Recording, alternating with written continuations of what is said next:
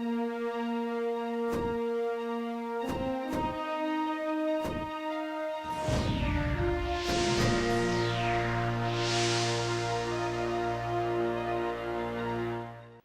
ASEAN Highlight this week, we take a look at the historic by-elections in Myanmar as captured by Thai news agency team in Yangon and see how pundits and commentators around the region view the reform process currently unfolding in a country formerly known as Burma.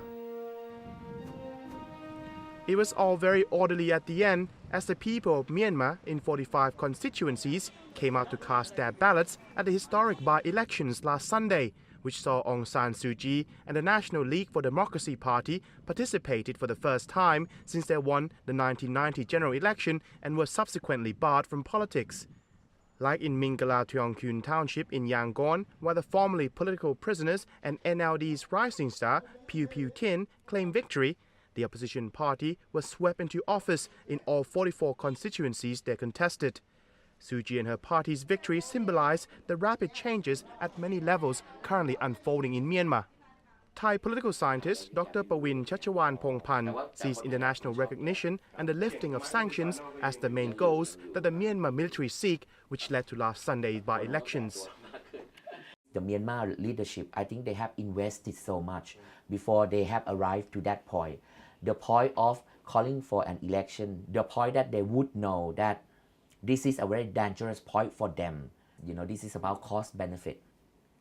I think the only thing that they want is to earn legitimacy. That one thing, not only from a country in the region, but also in the international community. Second point is that I think the Myanmar leadership hope that the decade-old sanction would be lifted.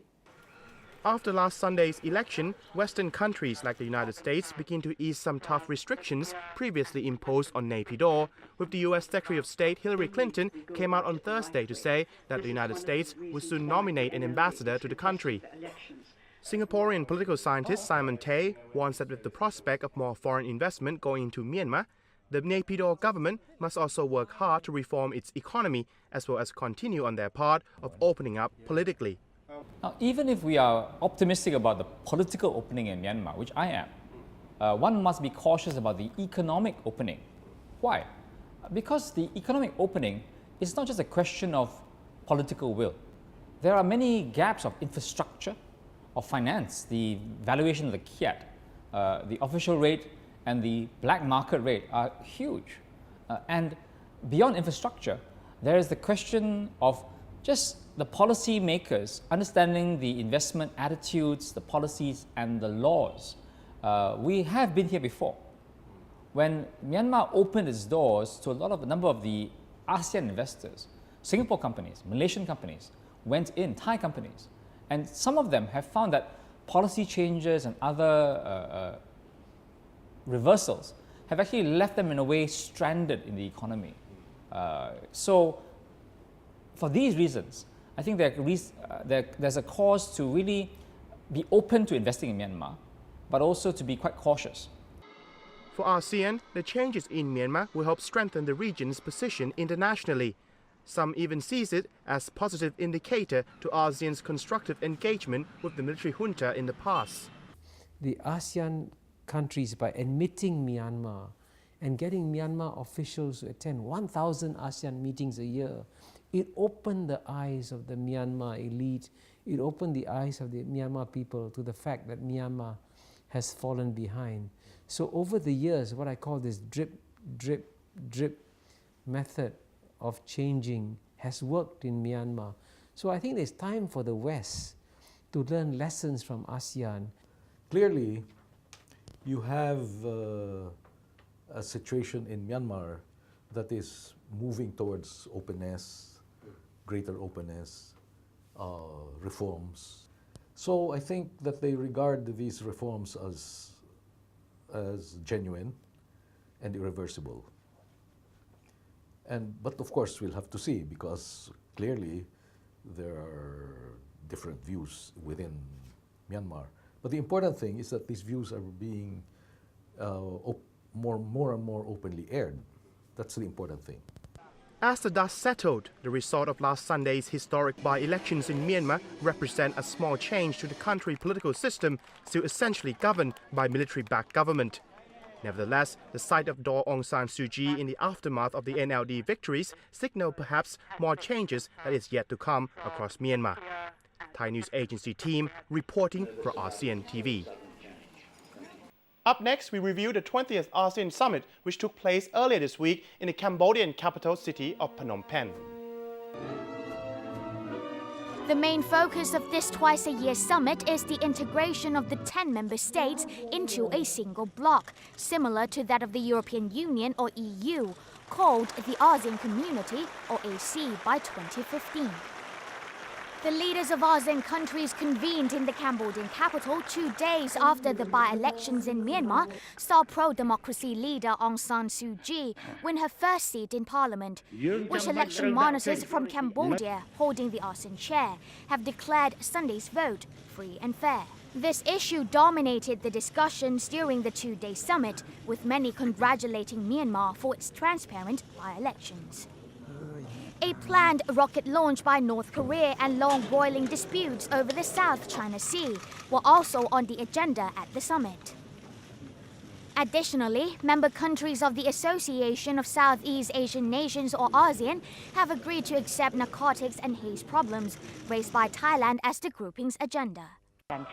Thai Prime Minister Yingluck Shinawatra told journalists following the end of the 2-day 20th ASEAN Summit that ASEAN government leaders had accepted her proposal to raise the drug problem as a regional agenda, which calls for the grouping to become a drug-free zone starting from 2015. Yingluck said haze problem, which is now posing a headache in the north and northeast of Thailand, was also raised at the summit because the problem usually spreads from Thailand's neighboring countries, and concerned nations are willing to cooperate with Thailand in helping containing the haze crisis. The ASEAN leaders wound up the meeting by urging North Korea to stay on its path to denuclearization and reconsider its impending satellite launch. Pyongyang is due to launch a rocket in coming days, carrying what it says is a weather satellite. The trajectory of the rocket is expected to be over parts of Southeast Asia, causing alarm in the region. The ASEAN leaders stressed that it was important for North Korea to commit to denuclearization, adding that the launch would only lead to further isolation of the impoverished North. The 20th ASEAN Summit was successfully concluded on Wednesday, April the 3rd. This is ASEAN TV News Team of Thai News Agency reporting for ASEAN TV. While the ASEAN Summit took place in Phnom Penh, small groups of Cambodian protesters on Monday rallied against illegal land grabbing, a problem that many perceive have become widespread in recent years due to booming economic growth. Dozens of Cambodian protesters gathered in parts of capital Phnom Penh on Monday, protesting forced relocations, evictions and land grabbing, as the Association of Southeast Asian Nations foreign ministers met. One group congregated in front of the Asian Development Bank building, while another smaller group went to the Chinese embassy. Land grabbing, forced evictions and illegal logging have long been common in Cambodia. In Phnom Penh, old buildings have been torn down over recent years to make way for high-rise structures, many of them funded by businesses and governments of foreign countries such as South Korea and also China.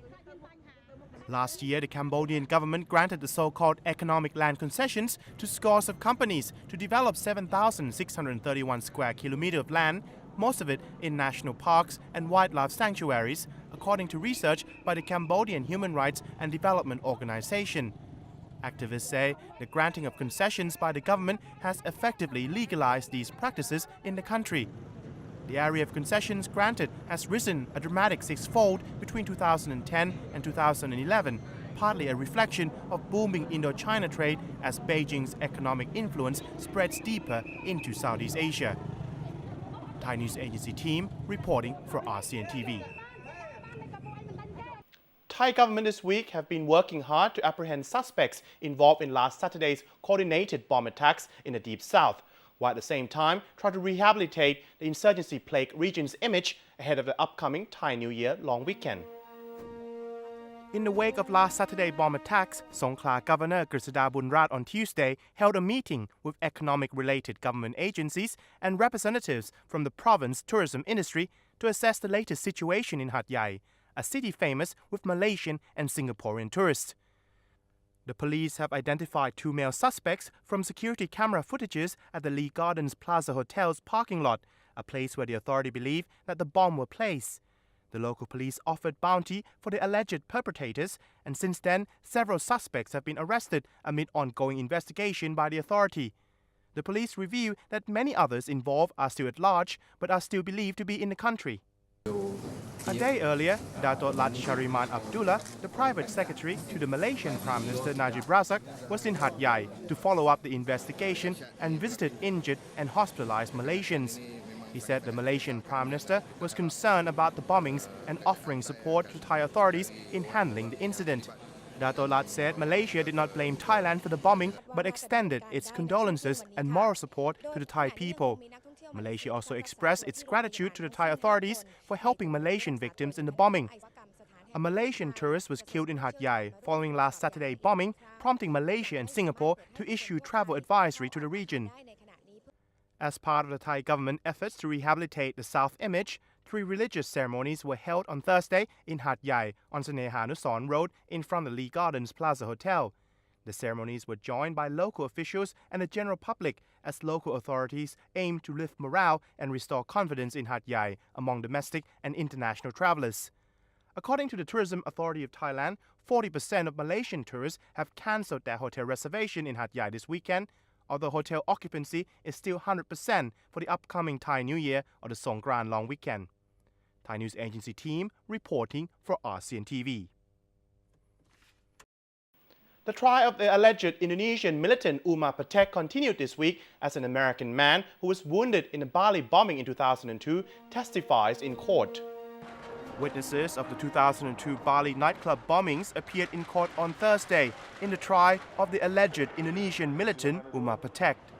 Patek, age 45, is accused of making bombs that exploded in Bali, killing 202 people, and of mixing chemicals for 13 bombs that detonated in 5 churches during Christmas Eve of 2000, claiming 15 lives. One witness, American tourist Stephen Williams Kabler, was visiting Bali's Paddy's pub with friends when one of the bombs exploded in 2002. Kabler, age 52, said he sustained multiple fractured bones in the attack and also experienced hearing loss. He told the court on Thursday that 2 days before the bombs ripped through the popular tourist area, a group of men had aggressively singled him out and abusing him for being American. Kabler did not elaborate about the group of men and did not mention whether Patek was present or not. Another 3 Bali bomb witnesses, all Australian tourists, testified later in the trial. Thai News Agency team reporting for ASEAN TV. We wrap up this week ASEAN Highlights with a story about us. Thai News Agency of MCOT Public Company Limited and Vietnam Television agreed to increase collaboration in news exchanges that could see a major boost in inter-ASEAN news content being aired in Thailand and Vietnam. At the invitation of Vietnam Television, MCOT executives left for Hanoi City, Vietnam from the 2nd to the 3rd of April, during which the Memorandum of Understanding for Cooperation between Vietnam Television and Thai News Agency of MCOT was signed. VTV is Vietnam's national broadcaster, delivering news to mainstream media around the country. The signing ceremony was arranged at VTV headquarters in Hanoi City, and representing MCOT was Executive Vice President Duongchai Maharakaka, who was joined by Vice President of VTV, Nguyen Tan Leung. Under the MOU, both sides agreed to collaborate in the exchanges of news and media footage of common interest. In principle, the agreement includes the broadcast of current affairs produced by Thai News Agency on VTV, and in return, news from Vietnam will be aired on MCOT's Modern 9 TV as well as ASEAN TV. The new milestone between Thai News Agency and VTV is a fundamental mandate of both parties to increase coverage of ASEAN news by creating more channels for circulation between media in the region.